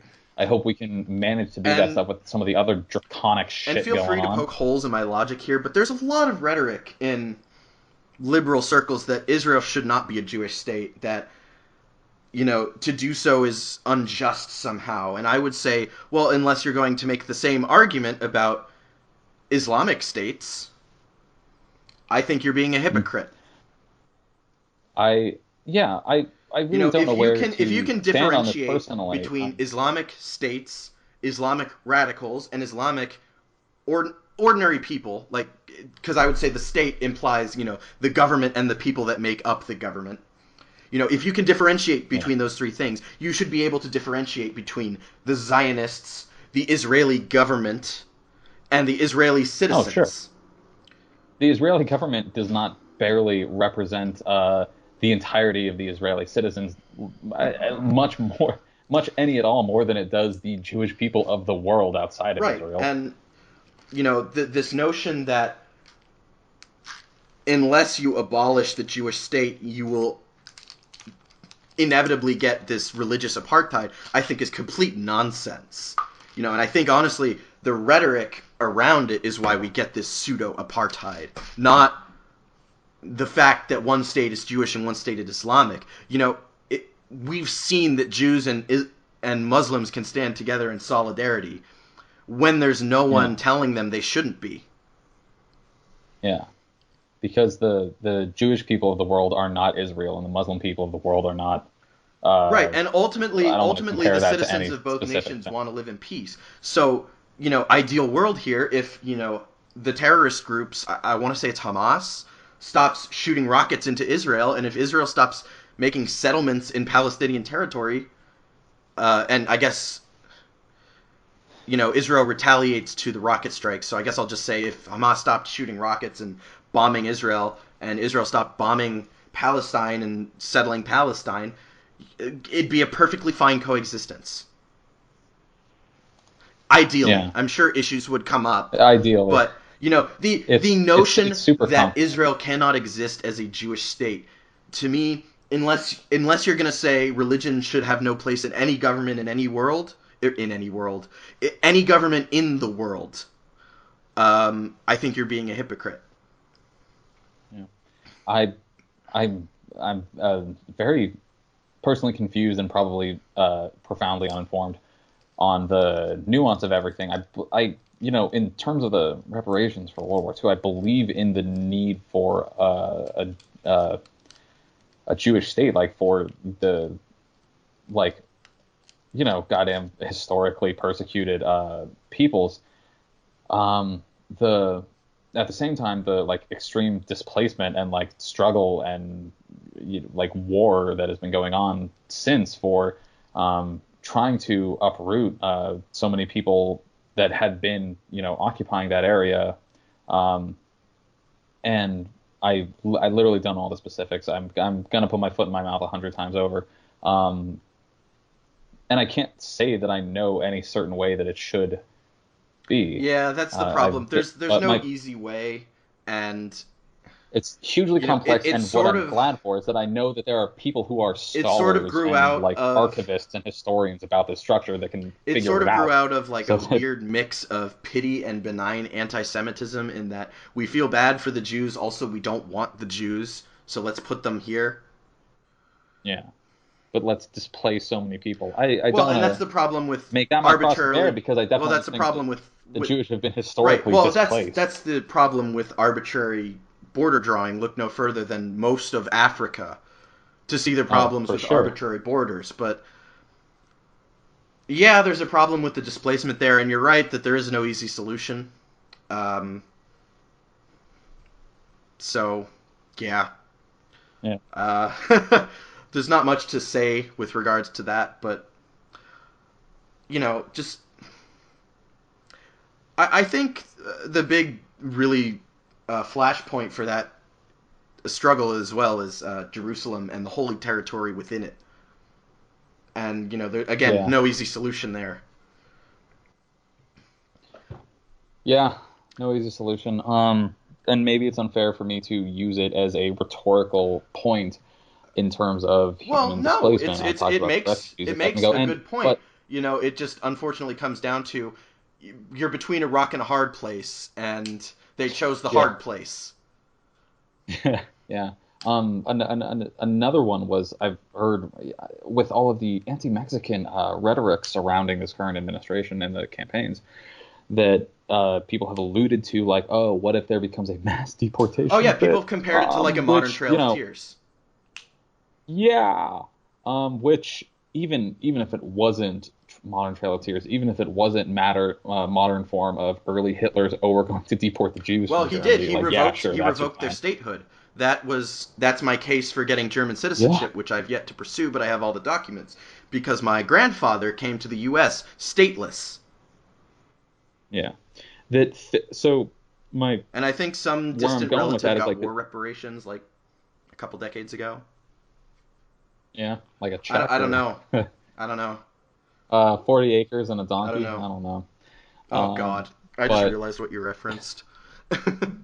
That's awful. um, that theoretically, if the administration, I don't even want to say his goddamn name, it's turning into a Voldemort scenario. If the Trump administration did kind of any like thing where it's like, oh, hey, we're going to do mass deportation, and if it didn't turn into Trail of Tears, and if it didn't turn into temporary camps for the concentration, we promise we will just deport them, not do anything profoundly heinous and evil. That that theoretically mass deportation, if they all got theoretically safely to Mexico, would become a massive critical problem in terms of human displacement. And you can't just move so many people so quickly from one region to another and expect that they're just going to pick up their own goddamn lives again. It takes time. It causes population and resource struggle to an Well, it insane also extent. causes enmity. It causes grudges to form.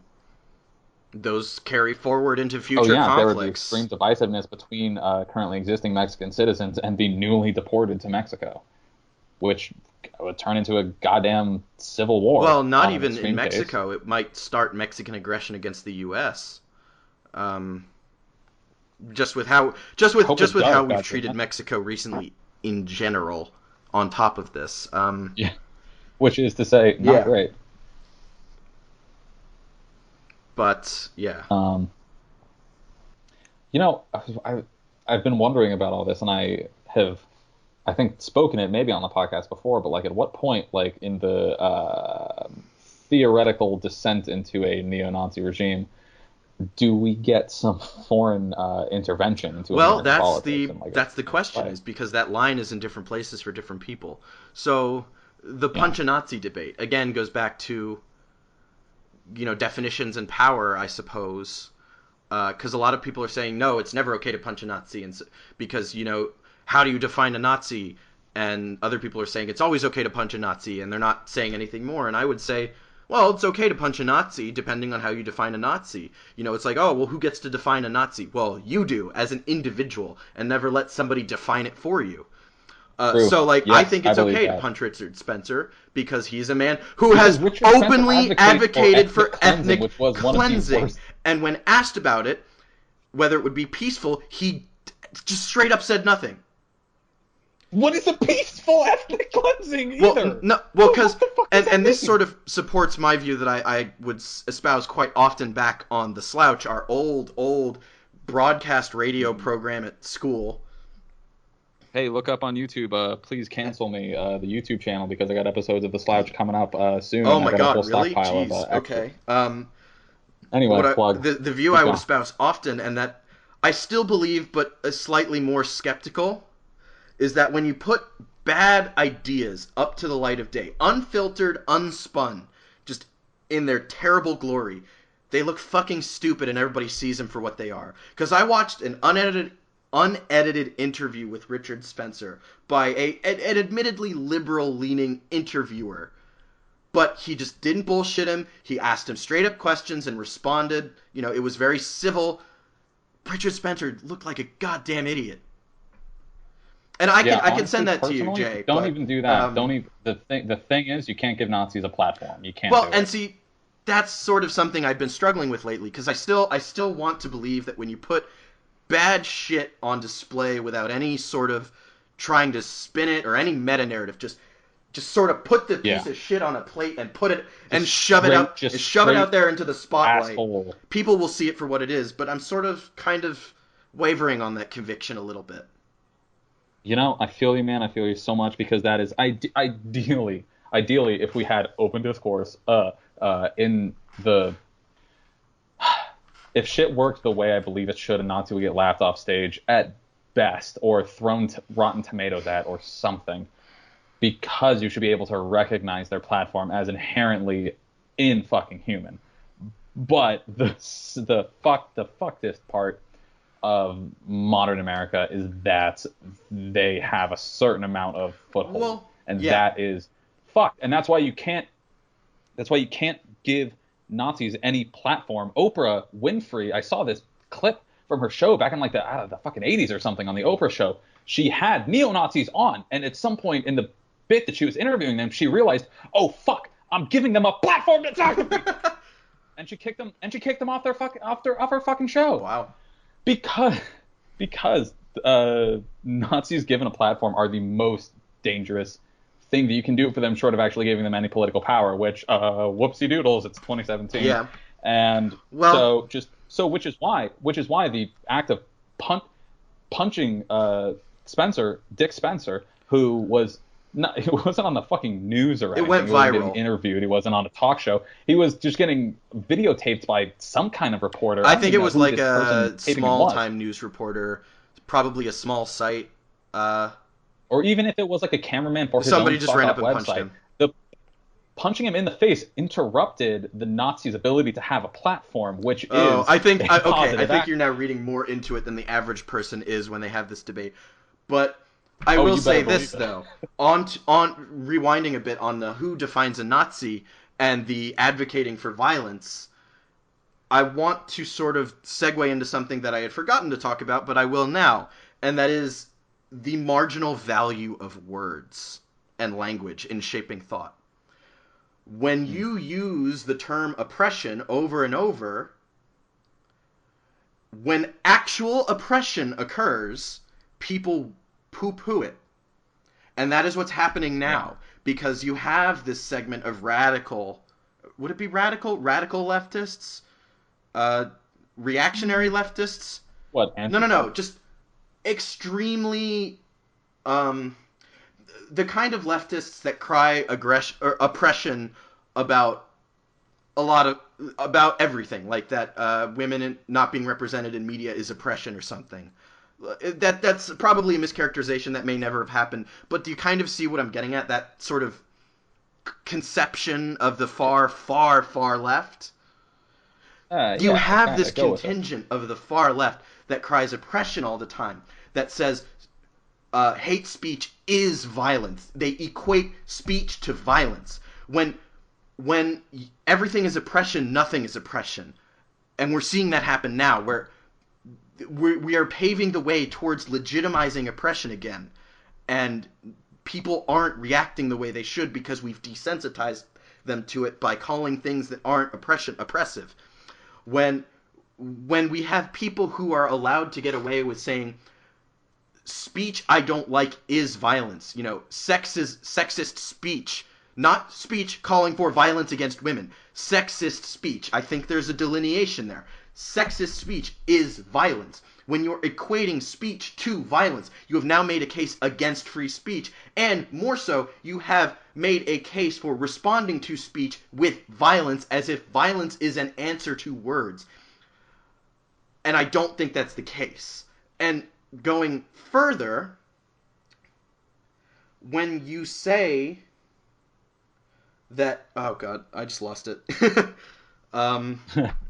No, I'm feeling what you mean, because I've been myself trying to quantify how much speech of a certain type converts as currency to an act of physical violence, because physical violence is quantifiably different than a certain amount of speech. And I think what you're saying is that well, look at the Berkeley compared to like Nazi rhetoric, like what we have been calling violent speech recently has kind of diluted the right. accusation.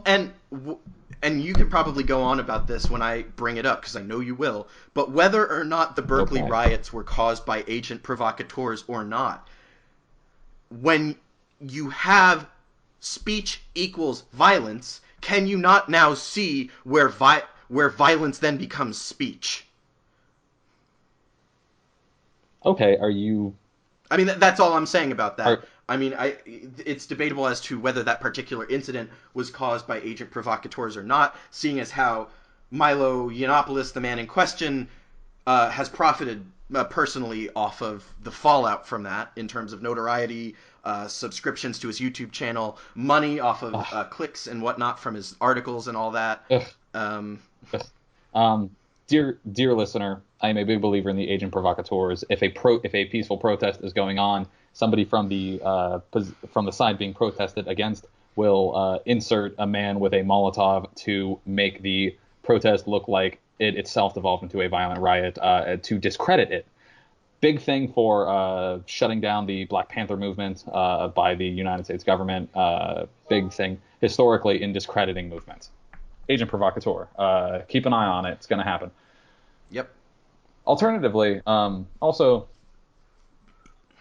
like the dude who will tell you 99 times out of 10 that in regard to free speech, it only applies to what the government puts on you. Like, there's no legal precedent for being free of consequence by your peers. You're correct on the technicality. I'm talking about more so the principles of free speech, as opposed to the legal definition of free speech. I believe we should strive for the principle of free speech as opposed to just a strict legality. Because yes, technically institutions and private entities can refuse you the right to speak, and that's fine legally. I think my ideal is an open society and open exchange of ideas. When you shut that down, you sort of get this incestuous echo chamber. But, legally, it's not really censorship. Yeah. But what I was saying is, when you make a case against free speech by equating speech to violence and violence to speech, when you make a case against free speech, again, think about the power structures and how they change and how the dynamics of society change. It's all well and good to say free speech is bad because it's used as a cover for hate speech when your group is the one in power, when you are the one defining hate speech. But, again, without free speech, we would not be able to speak out against Donald Trump. Which is going to, I believe, be an increasingly uphill battle. Right, but do you see what I'm saying? That, free speech and private entities and all that, but when you say free speech is only a cover for hate speech, I take serious issue with that. Yes, people who say terrible things often fall back on that when they have nothing else to say. And that's where it is. They have nothing else to say in defense. They are winning on a technicality. You have the moral victory. But more to the point, you're arguing with use their bullshit defense more to the point, you're arguing with a bigot. How are you going to win? But that is their only fallback. You should not say free speech is invalid because that is the only fallback bigots have. Bigots will always find a fallback. That's a good point. Free speech is the only method of communication and resistance when an authoritarian regime is put in place.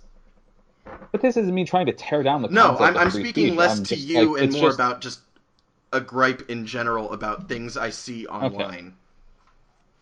Okay. I think increasingly, I've become less universalist with my politics. I'm increasingly a little bit more pick and choose about who is granted a certain amount of benefit of the doubt and right to the freedom of speech. I'm drawing new lines. Right. Well, I mean, if it's and just I'm hoping that I can stay sensible and keep my shit generally in order so that I do not in 25 years, realize, oh wait, I turned around and I became right. I was gonna say, long as it's just I'm trying to extend my values of these human rights to the extent. I was gonna say, so long as it's just you and it's your boundaries that you're rethinking, that's fine. It's not like you're trying to get the government to redefine things, because internal definitions change all the time. Lord knows they're doing internal definitions change all the time, and you are perfectly welcome as an individual with individual experiences to draw lines in the sand from your own experiences and what you've witnessed, and sort of be more doubtful of people who, with certain arguments, who echo certain rhetoric, who fall in with certain groups. Now, guilt by association is its own logical fallacy, but it's not always wrong. With regards to Nazis. Yeah.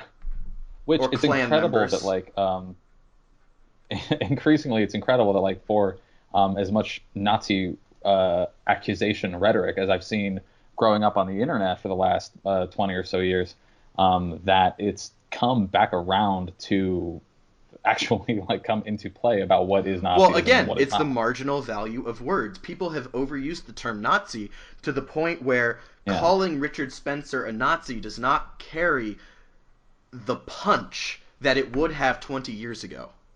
Yeah.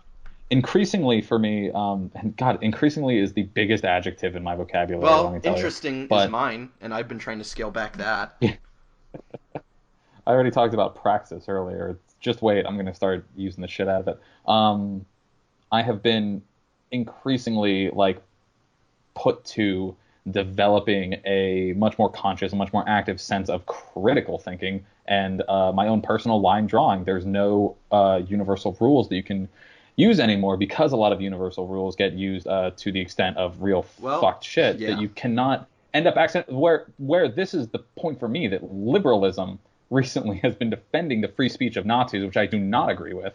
So I'm redrawing my own lines on stuff. That's where I'd say the argument that's happening in the public sphere, at the very least, lacks nuance, because I do think people should have the right to be heard, or at least not be shut down when they're speaking, maybe not be heard, but the right to say what they want and not have people, punch them in the mouth for saying things they disagree with. But I would say the line ends for me when you have advocated violence against another group purely because they are another group.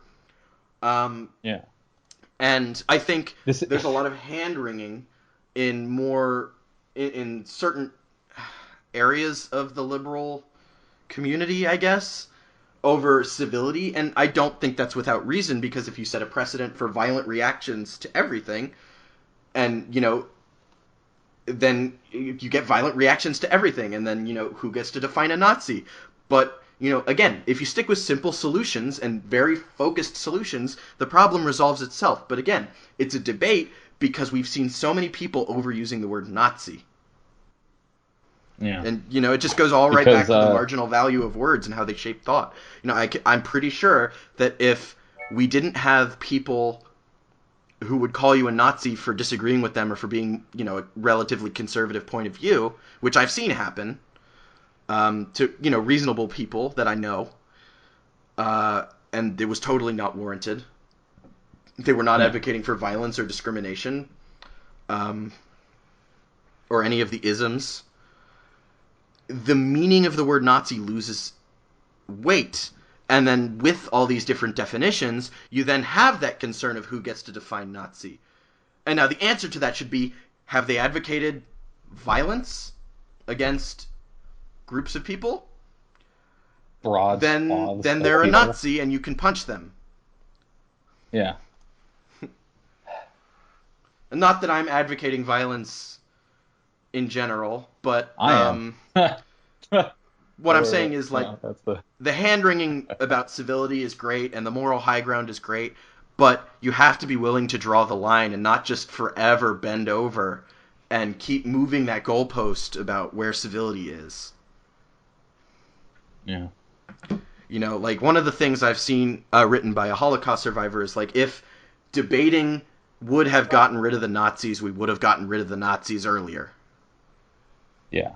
Yeah, it takes direct action, which I've been increasingly integrating into my praxis.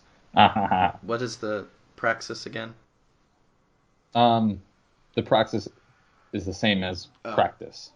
It means practice, where I'm going to be more involved in direct action and obstructionist protesting. A lot of people have moved the goalpost from, oh, well, protest, but don't be violent, to protest, but don't be obstructive. Peaceful What is obstructive protest is a damn good concession that we are making to, not be violent at a protest. Wait, obstructive, what do you mean? Standing in front of the goddamn no, you know what? I would say that's not up. okay, because that doesn't help your cause. All that does is inconvenience a lot of people and set them against you. And it gives your opposition fodder. There are now laws being proposed in Republican... Punching Spencer gave opposition fodder. There are now laws being proposed in... anti-protesting laws being proposed in various, I guess, state governments or municipal governments about, protesters should pay for police overtime, or protesters should pay people's hospital bills when they block a road. If you didn't... And that's fucked up, dude. But fucking writing your congressman and calling your people only does right. I'm not saying I'm not. There's a certain amount of political elite that can just ignore that shit because they can saying afford to people shouldn't protest. I'm saying maybe be better about picking your targets. Unless you're protesting some sort of traffic ordinance, why are you blocking traffic? I don't know. I'm not a protest organizer. I trust people are like figuring some shit out. Right. I'm sure there's internal logic to it, but I'm saying, to me, from what I'm seeing from a distance, blocking traffic as a form of protest does more harm than good to your cause. When there is an organized protest that like me and 200 other people are going to ourselves go to New York City, walk into the lobby of a Trump building and take a shit on the floor and then run away, that is the kind of shit I'm down for. I want to do that. Right, but again... But I don't know to the extent of what protest planning and protest rhetoric if we were to take that literally, here's where I would be fine with that, because here's the difference. It's private property, and odds are there aren't, people commuting to and from work, potentially people going to the hospital. You're not shutting down a critical public property, public utility. It does... All of this stuff does do a certain amount of damage to the people who are not themselves the aggressors in this scenario, and I understand that. I mean, the fucking janitor in the Trump building that's cleaning up 200 people's worth of turds is having a bad day. I'm saying it's for that dude, but the point is to be as obstructionist as you can to the individuals in power. But there you go. Blocking traffic doesn't obstruct the individuals in power. You really think that the people in the halls of power are on the highway at rush hour? But it obstructs the world enough that these people are understanding the consequences of people having direct action. The public has taken to these actions. It has turned them against these causes by obstructing public access to things without announcing it. Because, for the Women's March, for example, they worked with local authorities and police officers, and they organized and they got places blocked off, and there was, people were expecting it. It got a lot of It got a lot of people energized about the resistance to Trump. It got a lot of people, aware of things, and it didn't inconvenience enough people to cause a fuss. If you block a highway without announcing it or without clearing it with police, you could be killing somebody if they're in a if they're in an ambulance.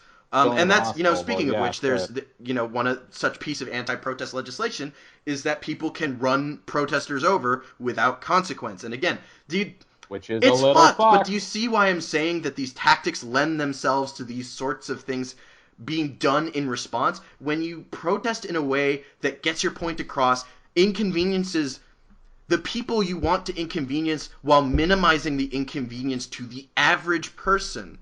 That's the most effective. That's the ideal for me. Maybe I'm wrong. I'm not a professional activist, but believe me, I'm with you. If there's that kind of shit going on, if there's that exact perfect no, we have laser targeted to directly take a big turd directly on the windshield of Trump's personal limo, then that is absolutely the best shit. And then you can let all the ambulances and traffic and bike couriers and stuff pass alongside Trump's shit-covered limo. That's the fucking best. Yeah, but I don't fucking know, dude. Right, and it's a complicated. And so I'm not advocating necessarily for the sake of obstructionist protesting, but obstructionism is somewhere between purely nonviolent and, in my eyes, generally an effectual protest. Right, and I'm not saying protest. They do it to be children and like throw a tantrum. I'm sure they have a reason. I'm just saying I don't think it's very effective. Is all. That's all. I'm saying they undercut effective, and it's a certain amount. I'm saying they undercut their own effectiveness because they give easy, low-hanging fruit to their opposition. That's all. And when you protest in a way that people can't take issue with, there's merit to that. The message is a lot cleaner. Now, granted, there's a whole other set of rhetoric about riots and stuff like that. And I think we talked about this a little bit last time or maybe before, but to me, rioting is sort of unfocused and doesn't get much done. Granted, it's worth analyzing why it happened. I don't think many people do, but I think it's worth it, even though it is a regrettable thing. I think if you're going to be violent, because people love to point to the Boston Tea Party, be violent in a way that affects... not be violent. If you're going to do property damage... Be destructive. Yeah. There's destruction and then there's that's violence. A distinction. If you're going to do property damage, do property damage in a way that, again, impacts as few average people as possible. Target it towards whoever it is you want to take notice. Vandalizing a McDonald's franchise is going to hurt the franchisee more than it will hurt McDonald's. Vandalizing... If you snuck aboard if you snuck into like the corporate HQ of McDonald's or like wherever it is that McDonald's packages their shit and like set it on fire, you'd be doing more damage to McDonald's by doing that than by vandalizing a franchise. That's hard to get into. Yes. But, some of the part of me can't help but wonder if that's sort of the internal conspiracy of corporations and oligarchy and franchising is that, you damage a franchise, you hurt the franchisee more than the corporation. But that's sort of getting to like, Illuminati's behind everything levels of conspiracy. It definitely poses an ethical argument against you fighting against the corporation when the only like vulnerable part is the enfranchised normal people. You could argue it's intentionally or not, it forms a sort of human shield. I don't approve of not even talking about franchise people, but like fucking institutions, the fucking government using a fucking burnt Starbucks as a human shield. Get bent. People working at Starbucks, I can't imagine they have a certain amount of allegiance. Well, again, Starbucks is a franchised thing. You've hurt the owner of that one franchise more than you've hurt Starbucks, the corporation. But how do you touch Starbucks? Right, and therein lies the issue. It's not as simple as the days of the Boston Tea Party. But again, that just goes to people wanting to make arguments purely on preconceived notions and emotional momentum and not any sort of nuance. Because I do think property damage has a place in the history of protest and movements, but definitely one of the but let's not equate the destruction of a Starbucks or a franchised business to the Boston Tea Party. The Boston Tea Party was vandalizing property that belonged to a company that belonged to the British government. They knew what they were doing. Yeah. I've seen recently people being called, I believe, plate glassers or something. Like glassers that are like people who empathize very highly with the plate glass windows of Starbucks and other stores that get broken in riots. People who prioritize the facade of a business before people who are the ones disenfranchised is hard enough to I would say I don't care. I don't give a shit about the facade. I'm just saying think about what you're actually doing.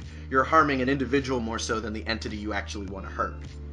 I know. I see. No, but I understand what you're saying. You're talking about the people who hand-wring endlessly about civility and the appearance of business as usual. And who prioritize fucking property. But, yeah.